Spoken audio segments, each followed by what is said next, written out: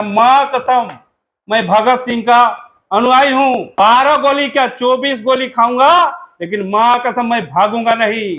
वो माँ कसम, माँ का भी कसम का ख्याल नहीं रखा और चोरे से चुपके से भाग गया। 3:30 एफिडेविट में साइन किया है और नगरी का कांड संख्या भी मेंशन है। आप 2:30 मेंशन करते हैं, एफिडेविट पे साइन करते हैं और फिर बोलते कि हमको कोई सूचना नहीं मिला। तो किसको बरगला रहे हैं? हमेशा माँ कसम खाएं, माँ का शरीयत रखना चाहिए। जिसने आपको 9 महीना पेट पे रखा, उसका कसम खाने के बाद आप भगोड़ा साबित हुए। बहुत सारे आप ही लोग का चैनल में तो बता रहा भाई कि टाइगर जयराम महतो निकला भगोड़ा, टाइगर कोई चैनल बोला टाइगर जयराम निकला सियार। क्या क्या बोल रहा है? आप चुनाव लड़ने आए थे, आप सरेंडर करते क्या है? हेमंत सोरेन चला गया अंदर, वो जान गया था बेचारा, ठीक है, कि जयराम महतो को छोड़ देंगे इस तरह से तो कल दिन हमको भी परेशानी में खड़ा कर देगा। इसलिए हर जगह उसको बांधने का उन्होंने कहा कि जयराम महतो को सारा चीज पता था। उनको पता था कि हम यदि बेल ले लेंगे तो हम गिरफ्तार नहीं होंगे और ये जो ड्रामा अभी चल रहा है ना, ये ड्रामा क्रिएट नहीं हो पाता। नमस्कार, जोहार, आदाब। आज मेरे सामने जो है आजसू के केंद्रीय सचिव नवीन महतो जी उपस्थित है। चुनाव सामने है तो सोचे कुछ बात कर लेते हैं। इनके पार्टी से चंद्र प्रकाश चौधरी गिरिडीह लोकसभा से चुनाव लड़ रहे हैं। देखा जाए तो पिछला साल उन्होंने लगभग 2.5 लाख वोट से जीत हासिल किए थे। अब मथुरा प्रसाद महतो उनके टक्कर में और टाइगर जयराम महतो भी उतर चुके हैं और जमीनी स्तर से काम कर रहे हैं। तो आइए इनसे कुछ बात करते हैं चुनाव को लेकर। सबसे पहले जोहार नवीन जी। जोहार। कैसे हैं? बहुत बढ़िया, बहुत बढ़िया। क्या तैयारी क्या है? तैयारी हम लोग को 5 साल लगातार तैयारी रहता है। हम लोग पब्लिक के बीच में रहते हैं, पब्लिक का जो भी हित सुख दुख में हम लोग साथ खड़ा रहते हैं। लेकिन आप लोग पर आरोप लग रहा है कि जयराम महतो पर जबरदस्ती आप लोग गिरफ्तारी का ही कर रहे हैं, दबाव डाल रहे हैं पुलिस पर। देखिए, साफ खाना और सूखे रहना वाला बात हम बोल रहे हैं, ठीक है। चुनाव के मैदान पे, आप राजनीति के मैदान में जब आते हैं तो जानकारी रहना चाहिए कि भाई चुनाव हम कैसे लड़ें, चुनाव का नामांकन कैसे निर्देशन करें और क्या क्या प्रक्रिया होता है। चुनाव आयोग मेरे साथ यदि कोई घटना प्रघटना कांड संख्या मेरे पे वांछित है, इस पे क्या कार्रवाई हो सकता है, इसका भी जानकारी होना चाहिए। मैं आपको उदाहरण स्वरूप बताना चाहता हूँ। एनोस चक्का के नाम आप लोग सुने होंगे, अभी चुनाव जेल से लड़े थे। उतना दूर के बाद छोड़िए, समरेश सिंह का नाम सुनेंगे, स्वर्गीय समरेश सिंह का, वो भी चुनाव जेल से लड़े थे। हमारा आजसू पार्टी का मांडू का प्रभारी है, अभी रनर थे पिछला बार, तिवारी महतो। हमेशा जब भी कोई केस रहता था, नहीं करा पाते थे बेल, तो नॉमिनेशन कराते थे और उनको जेल जाना पड़ता था। आज तक हम लोग किसी पे आरोप प्रत्यारोप नहीं किए। नहीं करने का कारण है कि गलती मेरी है। आप जानकारी के अभाव पे कहीं पे फुटबॉल फेंक देना अलग बात है। जानकारी होना चाहिए कि भाई चुनाव हम लड़ रहे हैं, राजनीति के मैदान पे आए थे, क्या क्या प्रकारों सियालजोरी थाना कांड संख्या का लिख के दिए थे। लेकिन ये इसका आपका गिरफ्तारी होने जा रहा था नगड़ी थाना, जो विधानसभा घेराव किया था, लेकिन कोई लिख के दिया। आप पर यदि एफआईआर है और आप उस पर बेल नहीं लीजिएगा तो कोई भी लिख के देगा। आप किस चाहता हूं कि भाई सबसे पहले तो मैं चुनाव आयोग से रिक्वेस्ट करता हूं, मैंने गुजारिश करता हूं कि वैसे पदाधिकारी जिन्होंने गिरफ्तारी के बाद उसको सभा को संबोधन करने का आदेश दिया, गिरिडीह का जनता नहीं है आपके साथ, जनता पागल थी। पुलिस सक्षम है, इलेक्शन कमीशन सक्षम है, ठीक है, किसी को भी कंट्रोल करने के लिए। और ये आचार संहिता में कोई नेता और कोई मंत्री और कोई संतरी का नहीं चलता है।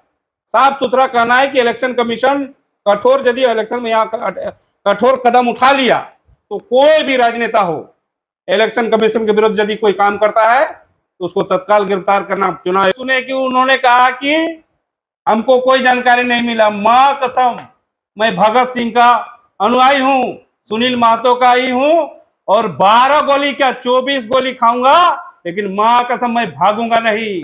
वो माँ कसम, माँ का भी कसम का ख्याल नहीं रखा और चोरे से चुपके से भाग गया। दूसरी बात मैं कहूंगा कि भाई गिरिडीह का जनता और पूरे देश की जनता तय कर लिया है कि देश के सबसे मजबूत नेता, विश्व के सबसे मजबूत नेता को हम लोग को पुनः प्रधानमंत्री बनाना है। मोदी जी के नेतृत्व में हमारा देश आगे बढ़ रहा है, आगे बढ़ेगा। हर क्षेत्र का विकास हो रहा है और हमेशा आगे बढ़ेगा। इसलिए मोदी जी को आगे लाने का काम करेगा। मैं आप लोग को कहना चाहूंगा, आप ही लोग के चैनल में देखें भाई कि उन्होंने 2:30-3 बजे एफिडेविट में साइन किया है और नगरी का कांड संख्या भी मेंशन है। आप 2:30-3 बजे मेंशन करते हैं, एफिडेविट पे साइन करते हैं और फिर बोलते कि हमको कोई सूचना नहीं मिला। तो किसको बरगला रहे हैं? हमेशा झूठ पे राजनीति कीजिएगा भैया, ऐसे नहीं चलता है। झूठ का राजनीति कई दिन, मां कसम खाए, मां का शरीयत रखना चाहिए। जिसने आपको 9 महीना पेट पे रखा, उसका कसम खाने के बाद आप भगोड़ा साबित हुए। बहुत सारा आप ही लोग का चैनल में तो बता रहा भाई कि टाइगर जयराम महतो निकला भगोड़ा, टाइगर कोई चैनल बोला टाइगर जयराम निकला सियार। क्या क्या बोल रहा है? आप चुनाव लड़ने आए थे, आप सरेंडर करते, जेल से भी चुनाव लड़ा जा सकता था। आपका समर्थक था, आपका समर्थक घर में गली गली घूम घूम के आपके लिए वोट मांगता। लेकिन मैं सीधा सीधी कहना चाहूंगा कि जयराम महतो को यदि किसी ने साजिश के तहत फंसाया तो ये सरकार ने फंसाया। अब जितने थाना में उस पर एफआईआर हुआ है, किसकी सरकार थी भाई? किसके आदेश पे कि उस पर केस हुआ है? यदि आप रहनुमा बनते हैं, अभी हमारा सरकार जो राज्य सरकार है, तो आप नगरी पे उसको उस पर केस नहीं होने देते? जन्म आपका जन आंदोलन कर रहा था, आप सियाल जोरी पे उस पर केस नहीं होने देते? आप सिंदरी पे उस पर केस नहीं होने देते? आप कुज्जू पे उस पर केस नहीं होने देते? आप सारा चारों तरफ उस बेचारा को फंसाने का काम किए हैं और अभी आप लोग आरोप लगा रहे हैं आजसू पार्टी पर। सरकार सरासर दोषी है। हेमंत सोरेन चला गया अंदर, वो जान गया था बेचारा, ठीक है, कि जयराम महतो को छोड़ देंगे इस तरह से तो कल दिन हमको भी परेशानी में खड़ा कर देगा। इसलिए हर जगह उसको बांधने का उन्होंने काम किया है। अच्छा, आखिर नामांकन के दिन ही क्यों अरेस्ट होना था? भाई नियम कानून यही है। इलेक्शन कमीशन में जब मैं भी जिला परिषद चुनाव लड़ा था, उसके पूर्व मेरा भी एक आंदोलन का केस था 2003 में बेरमो ब्लॉक का।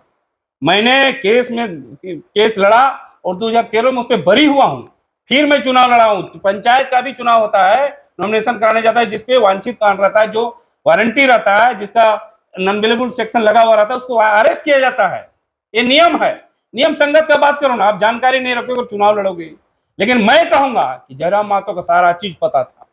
उनको पता था कि हम यदि बेल ले लेंगे तो हम गिरफ्तार नहीं होंगे और ये जो ड्रामा अभी चल रहा है ना, ये ड्रामा क्रिएट नहीं हो पाता।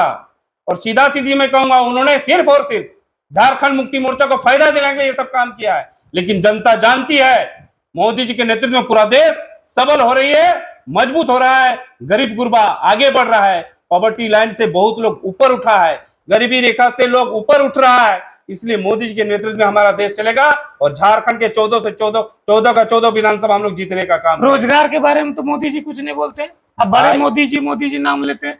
रोजगार के विषय में क्या किए अभी? मैंने आपको बार बार मैंने कहा है कि देश जितना मोदी जितना रोजगार दे रहा है, वो राज्य सरकार को पूछिए कहां रोजगार दे रहा है।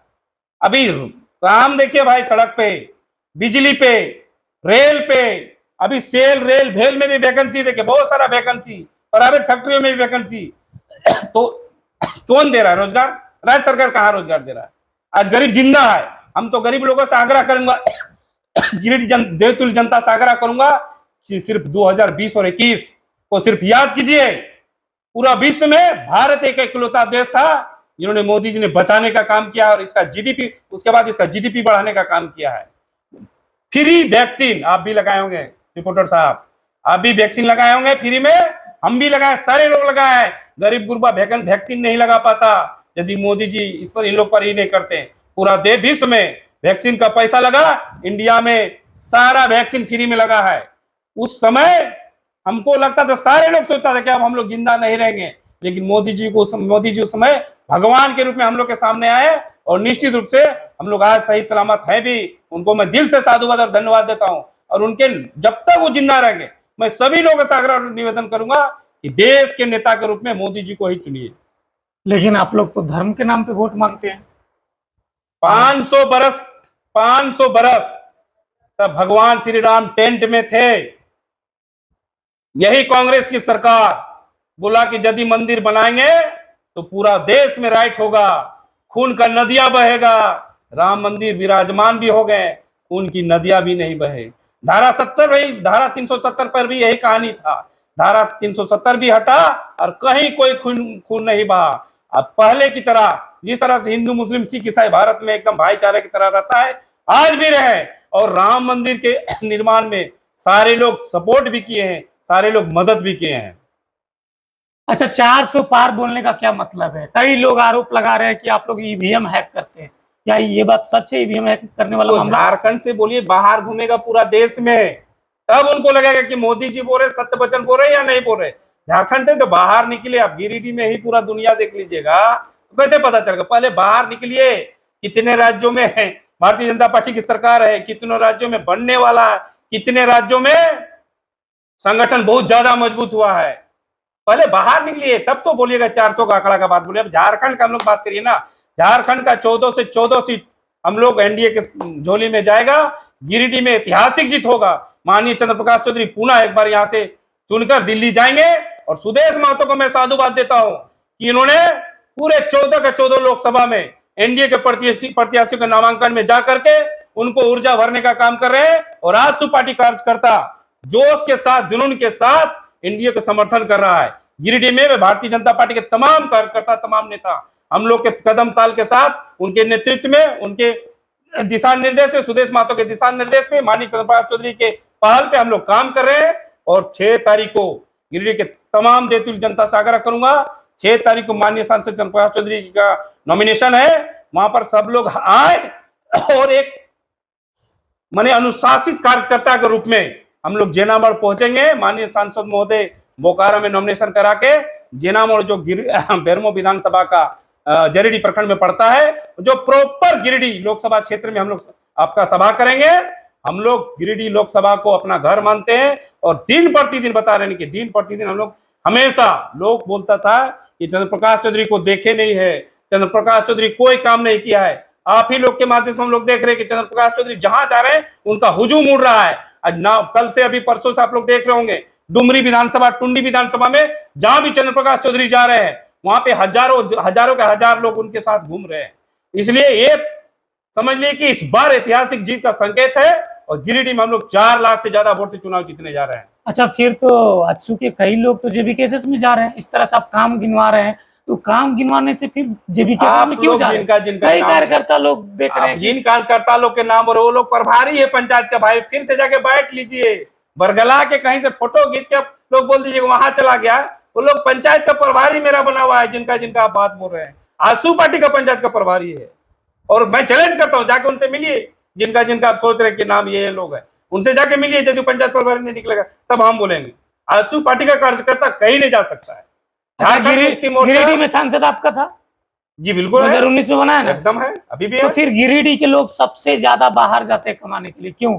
रोजगार के क्षेत्र में वहां पे गिरिडीह में क्या किए हैं सीपी चौधरी? सीपी चौधरी जब से चुनाव जीते हैं, हमेशा यहाँ का स्थिति जो था बहुत ही दयनीय था, और इस पर विकास की पहल किए हैं।